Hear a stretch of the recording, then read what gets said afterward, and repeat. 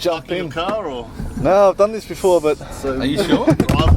driveway, you know, just 3 kilometres from my house. You have to make it. It's to make my door to door. It's to make my half crippled self walk. You know. There we go. I've done that before. Don't worry. How are you, Amit? Good. How are you, bro? It's good. You move your seat up a little bit, James. No. I mean, I'm assuming it's because there's usually the 2 tallest people in this car. Yeah. So every house here's got a driveway, but everyone's parking. What's going on here? It's a bit of a bingo. Like, you need to beware. You know, you'd like drove straight past my house. I was like 10 kilometres parking in front of my house. Right? There were people shifting furniture. Yeah, that's before, after my house. It's parked before, bro. You know where you're going? No. Oh yeah, according to GPS. Yeah. What's happening? You packed? Yeah, no. Sort of. Well, when you the movers are coming in on Wednesday. So how much stuff are you taking to the US? As much as you can, or? No, because the company that my wife works for basically pays for half. Oh, okay. So they've sort of given us a budget to get to hire stuff. Yeah. So we're doing that. And the rest the neighbours are taking. So basically we've got no storage in Australia. There you go. If you want some free stuff, that's it. Go to James's place. That's right. Right now. Garage sale. Cheap. What's happening with you, man? Not much. How's the music going? Yeah, it's going alright. Any more releases coming up or what? Like that remix I told you about 6 months ago. Yeah. Still not out. Oh, still not out. I was about to say, is it finally out yet? No? I haven't heard back. I don't know. Maybe they're not going to release it. So right. Who knows? Didn't you cut the mustard, mate? Well, they said they liked it, but it's not unusual to wait a year for a release. So. Yeah. So which label is it? Raz Nitzen Music. You know, right. And I think it's one of his sub labels called Amsterdam Trance. Oh yeah, I guess some promos from them. Yeah. But the artist actually contacted me for a remix. Yeah. And he said that'll probably get released on this label. And what, did you like the remix at least? Yeah, he liked it. Yeah. And he sent it over to Raz, and then I didn't hear back from him, and I decided to contact Raz, and I said, hey, what's going on with this remix? Did you like it? Whatever. And then he said that he told the artist to tell me to use another vocal, like a re-record or another recording of the vocal that they had. Right. Okay. Which I never got, so he's like, oh, can you redo it with this vocal? So no problems. Did it, send it to him, and just said thanks, and that's waiting. Nothing. Yeah. What about you guys?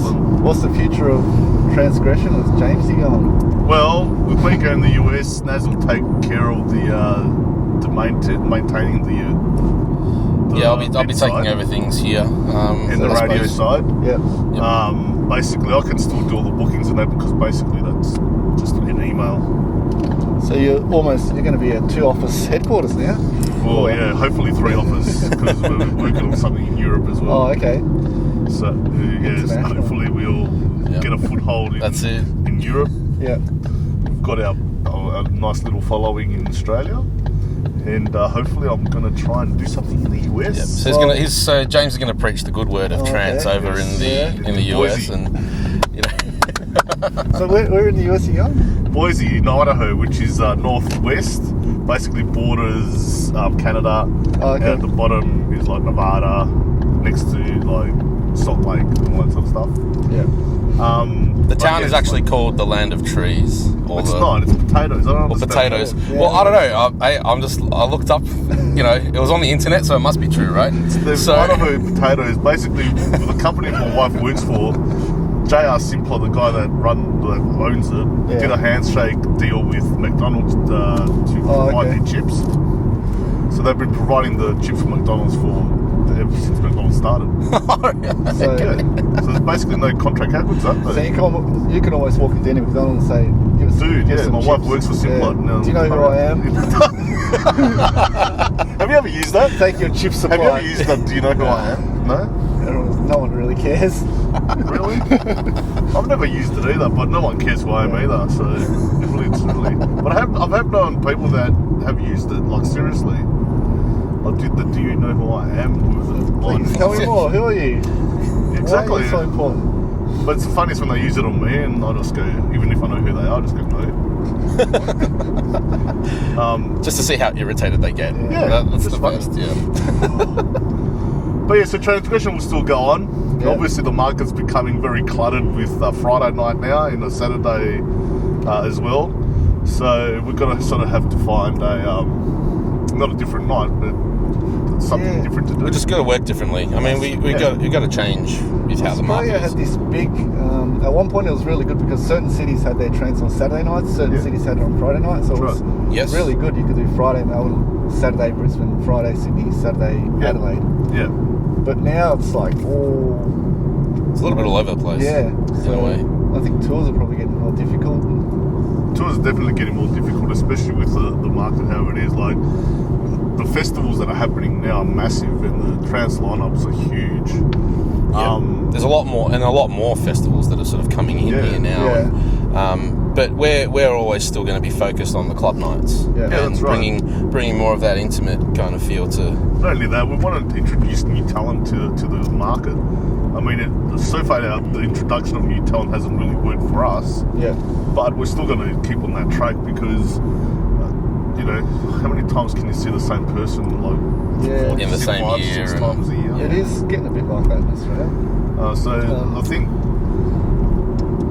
we'd like to think that the trans lovers in Australia, and especially Melbourne, love a diversity of artists.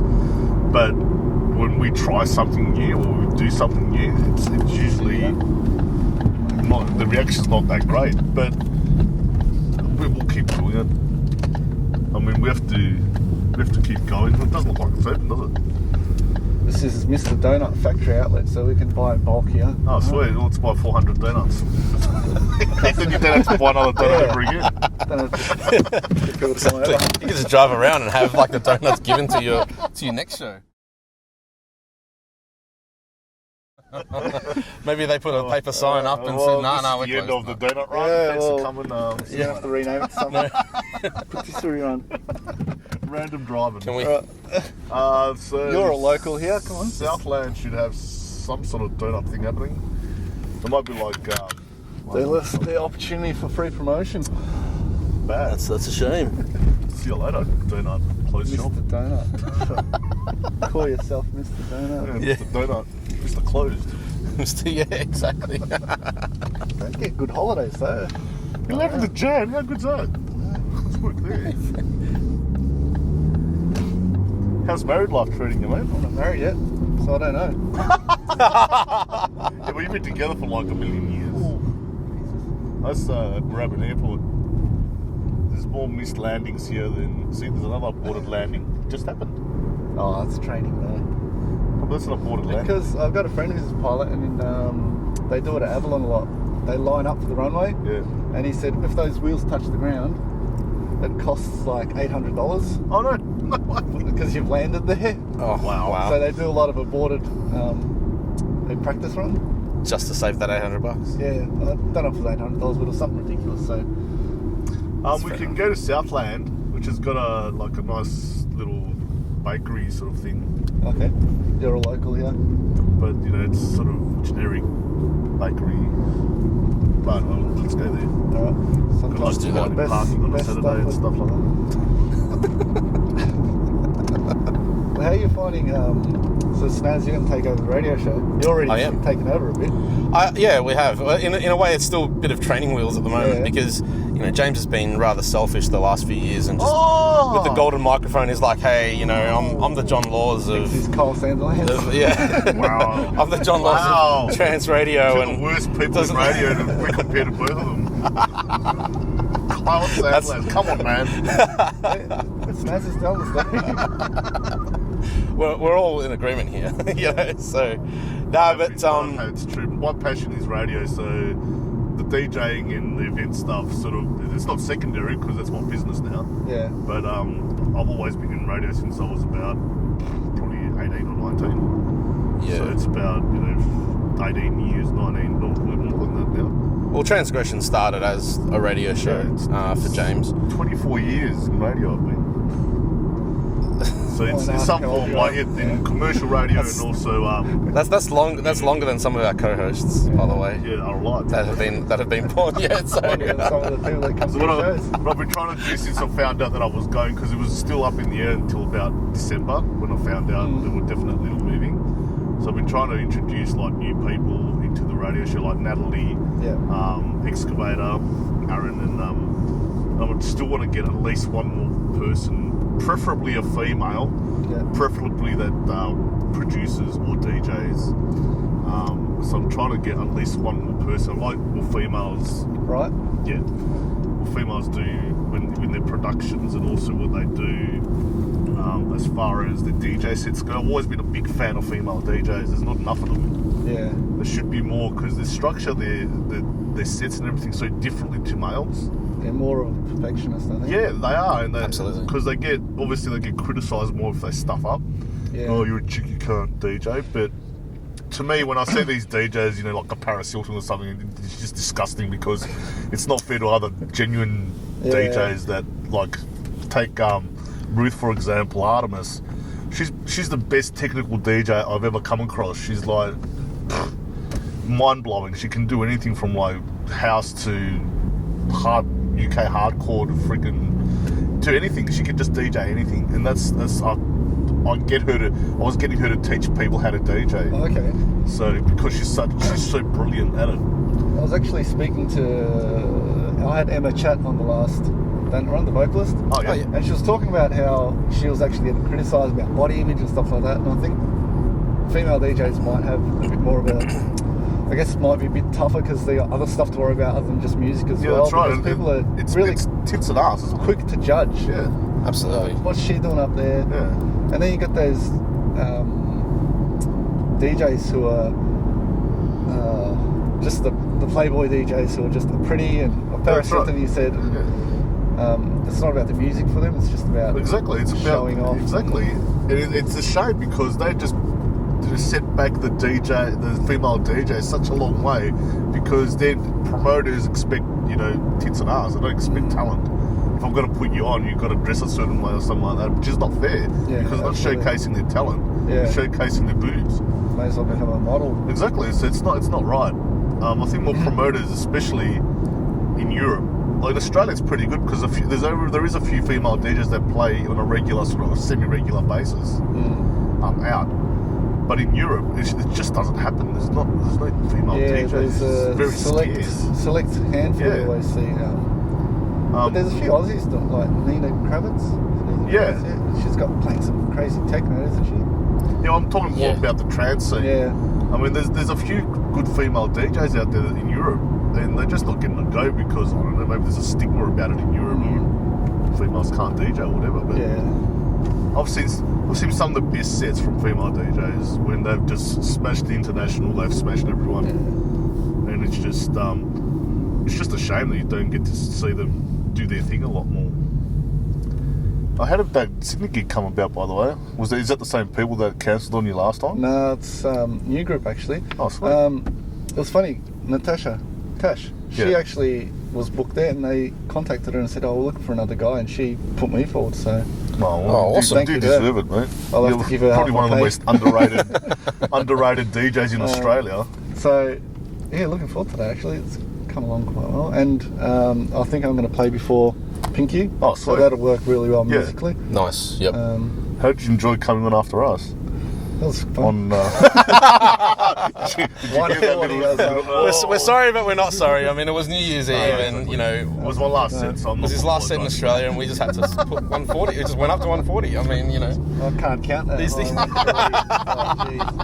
But it's a good night. Did you notice the sound system though? The foldbacks. Yeah. They only worked on one channel, which is weirdest thing ever. We didn't. On the headphones, you mean? No, like the foldbacks, the monitors. Yeah. Yes. We didn't turn the volume up, so we didn't have foldbacks. Yeah. So it wasn't headphones. But I don't know how that works, because whatever's coming out of the monitor channel should work left or right, or what's going on. I can tell you exactly why. Yeah. They had a faulty RCA cable.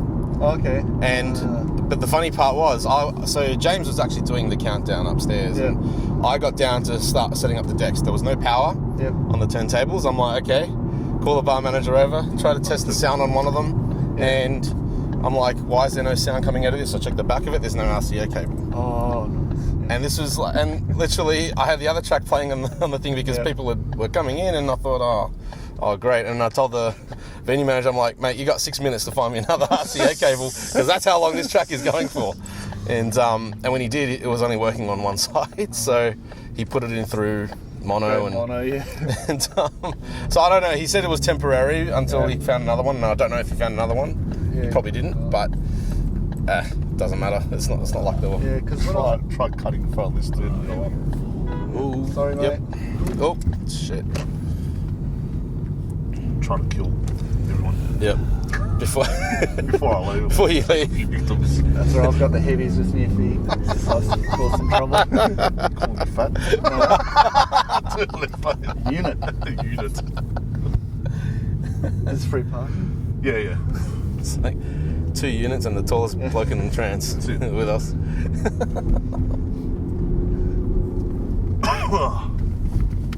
It's always fun playing on some not so up to scratch equipment. Yeah. Oh, the stories of that. I mean, the funniest one I had was, I think it was like my first ever gig. It was actually a warehouse gig, and it was headlined by Nick Compound from Base Station years ago. Yeah. And so it was vinyl. Spot right there. So it was right there. So we're playing vinyls, but they had belt drive turntables. Oh yeah. And nice. belt drive Syntax or whatever the brand was. That was Stanton. It was like one of those early Stantons. Yeah. But you needed a level table in order for it to be okay. It was on a crooked, rickety table, so the vinyls were just going Awesome. around, and beat matching was virtually impossible. It was a great night, but yeah. You have to take your own needles to clubs and stuff. DJs wouldn't share that. No, how bad's that? That's right. The club wasn't so terrible. Yeah.